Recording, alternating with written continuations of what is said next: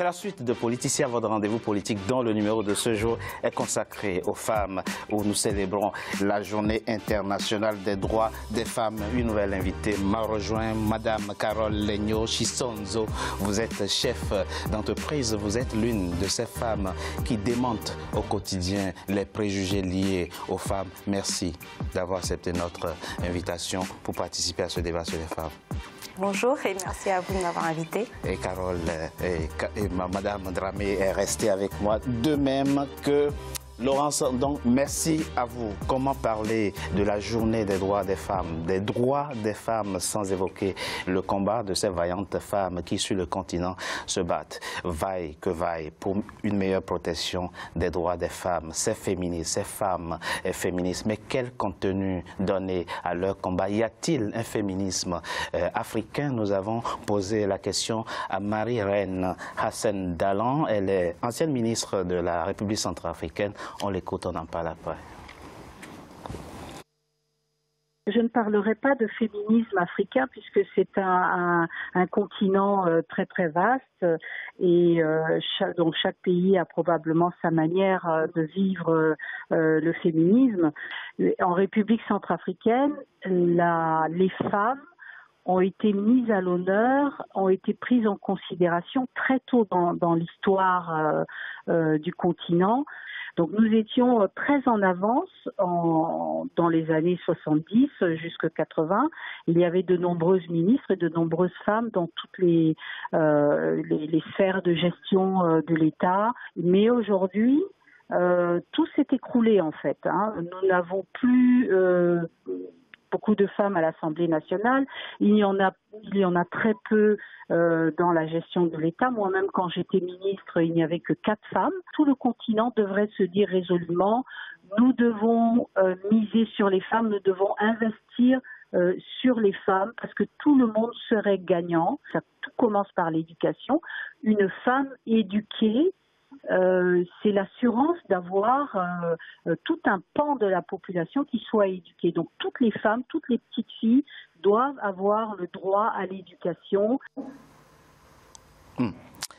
Madame Legno Chisonzo, je souhaiterais que dans cette partie de l'émission, nous abordions la question du féminisme africain par rapport à son articulation, par rapport aux réalités sociologiques, par rapport aux représentations culturelles en Afrique, mais en partant d'un cas concret, d'un fait concret. 29 décembre 2018, les députés de l'Assemblée nationale de la Guinée votent un nouveau code civil qui consacre la polygamie. Ce qui enrage les femmes féministes du continent et qui parle de recul. Peut-on être par exemple féministe et s'harmoniser de cette pratique considérée comme étant ancienne et comme appartenant à la culture africaine? On a parfois l'impression que le féminisme ne peut pas être abordé ou pris au sérieux en Afrique, oui. Parce que dans le contexte africain, la place de l'homme est encore très forte. C'est une place de pouvoir, que ce soit au niveau des familles, des villages, même des institutions.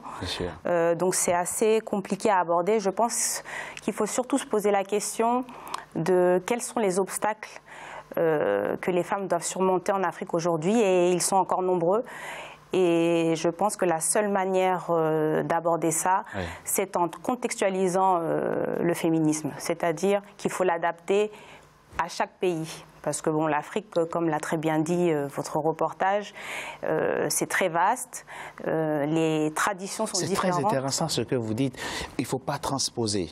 On ne peut pas transposer. Les féminismes européens, ici, il faut s'adapter. Ça ne marchera pas. Voilà. Est-ce que c'est pas c'est pas l'erreur qui est en train d'être commise en ce moment par certaines féministes déjà, et qui déjà ne sont pas prises au sérieux par les hommes qui les traitent d'européanisés, de vendus, de déracinés? Les hommes ont tendance à prendre cet argument-là pour ne pas avancer, ne pas permettre aux femmes d'avancer dans ce combat contre les inégalités faites aux femmes. Ceci dit, le féminisme ne doit pas s'opposer aux hommes. Ce n'est pas ça. Nous devons travailler main dans la main avec les hommes africains pour améliorer nos conditions pour nos enfants, pour les femmes qui feront l'Afrique de demain. Donc toutes ces petites filles, comme on disait très bien, qui doivent avoir accès à l'éducation, pouvoir choisir leur mari, pouvoir choisir leur profession. Je pense que c'était très important on reviendra sur la notion d'accès à l'éducation, parce que parfois aussi on la manie comme ça sous forme de slogan, sans interroger et sans poser la question quel contenu donner à l'éducation. Parce que l'éducation, si c'est donner un contenu qui vient d'ailleurs aussi, ça produira pas le résultat, ça pose problème. Madame Dramé, dites-nous, dans le contexte africain, dans le contexte africain, quand je dis ça, vous savez de quoi je parle, quel doit être le contenu du féminisme? Comment peut s'articuler aujourd'hui le féminisme sur le continent, en s'harmonisant à la fois des réalités, mais en défendant les droits des femmes? Monsieur Togbé, la femme a toujours occupé une place primordiale dans la société. Quand on regarde un peu en arrière, du temps de nos grands-parents, quand il y avait des décisions à prendre, on disait la nuit porte conseil. La nuit porte conseil dans le sens où l'homme va dormir avec la femme, c'est la femme qui lui conseille la nuit. Et le lendemain, il sort avec la réponse. Donc la femme a toujours occupé une place primordiale. Et ça, aujourd'hui, c'est très important de le rappeler. Ça. Si, ça c'est très important. Et on le dit souvent aussi, derrière tout grand homme se cache une grande femme. Mais les femmes ont toujours, comme elle a bien dit ma soeur, l'Europe et l'Afrique, c'est deux continents complètement différents. Nous avons nos mœurs, nous avons nos réalités. Donc on ne peut pas transposer effectivement. La norme pour une personne, ma norme à moi n'est pas pareille que celle des Européennes ou celle de ma sœur qui est là. Donc dire qu'en Afrique, ce qui se passe ici, il faut le faire obligatoirement en Afrique, ça ne marchera pas. Mais la femme a toujours été là, elle occupe cette place-là, elle travaille dans l'ombre. Mais c'est ça qu'il faut maintenant rendre visible. Comment la rendre visible? C'est très intéressant. Et ce que vous dites, ça montre que les combats ne sont pas les mêmes. Moi, je me souviens quand mon père voulait m'envoyer au Britannique militaire pour devenir militaire comme lui. Ma mère a dit pas question et on a fait la volonté de notre mère. Laurence, non. Ça veut dire quoi? À la fois que les combats ne sont pas les mêmes. Je veux dire, entre les féministes européennes et celles qui sont sur le continent, que les combats ne sont pas les mêmes et qu'il faut adopter, ou du moins trouver un contenu. Est-ce qu'elles ont réussi, à vos yeux, à trouver le contenu spécifiquement africain qu'il faut aujourd'hui? Alors, les combats ne sont pas les mêmes tout en étant les mêmes. Qu'est-ce que je veux dire par là? Je veux dire par là que la définition du féminisme, c'est de se battre pour... c'est une doctrine qui préconise l'égalité des droits, l'égalité en tout, entre les hommes et les femmes dans une société. Donc sur cette base-là, le combat est le même. Il est universel. Nous voulons une égalité des droits. Partout où il y a des discriminations à l'égard des femmes, nous voulons une égalité des droits partout. Maintenant, les discriminations ne sont pas du même ordre dans toutes les sociétés. Et même dans une société, nous avons des sociétés chez nous qui sont multi-ethniques. Si on veut rentrer dans les détails, on va se rendre compte que parfois, d'une ethnie à l'autre, les discriminations peuvent être différentes. Il y a des ethnies en Afrique qui sont matrilinéaires, c'est-à-dire où l'appartenance au clan se transmet par la mère. C'est cela. Et dans ces ethnies matrilinéaires, les femmes auront un peu plus de pouvoir que dans les ethnies, mais elles sont minoritaires sur le continent, les ethnies patriarcales. Donc, les combats vont être de façon spécifique, différents, parce que le contexte n'est pas le même, mais il y a quand même des luttes qui sont les mêmes. L'accès à la santé, l'accès à l'éducation, l'accès réduire le taux de mortalité maternelle, la lutte contre les violences faites aux femmes, le fait que les femmes aient accès à plus de financement pour leurs projets, etc. Donc, il y a à la fois une base qui est commune, mais en même temps, c'est différent parce que ce sont des questions sociales, ce sont des questions aussi culturelles. Donc, les détails vont être différents, mais la base aujourd'hui, c'est que dans le monde entier, il existe des discriminations à l'égard des femmes. Sinon, l'Assemblée générale des Nations unies n'aurait pas adopté en 1979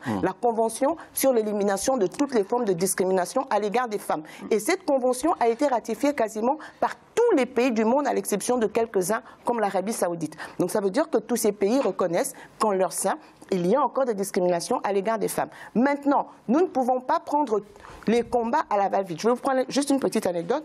En 2000, il y a eu à New York la conférence Beijing +5. Donc, il fallait faire le point sur la résolution de Beijing. 5 ans après. 5 ans après Beijing. Oui. Et là, il y avait les Canadiennes, les Françaises, etc., les Européennes, qui voulaient emmener les Africaines dans la lutte pour les droits des lesbiennes. Sans être homophobe ni quoi que ce soit, ce que nous leur avions répondu à l'époque, c'est que nous n'avons pas les mêmes problèmes. Parce qu'à l'époque, j'étais directeur général adjoint de la promotion de la femme au Gabon. Nous n'avons pas les mêmes problèmes. Nous avons encore des problèmes d'accès aux services sociaux de base. Donc, nous venons là pour nous battre pour que nos femmes aient accès à l'éducation, qu'elles aient accès à l'eau potable, qu'elles aient accès à l'électricité, qu'elles n'accouchent plus à même le sol.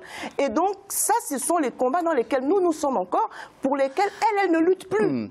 Donc, elles peuvent lutter pour autre chose, mais il ne faut pas qu'elle nous détourne, nous, de notre combat qui est prioritaire, pour qu'on aille vers des combats qui, pour nous, ne le sont pas encore. Donc, c'est à chacun de définir ses priorités quand on parle de féminisme. Pour revenir à la question concrète du contenu, alors, Madame Tshizomzo l'a dit tout à l'heure, il faut favoriser l'éducation, en tout cas l'accès à l'éducation aux filles.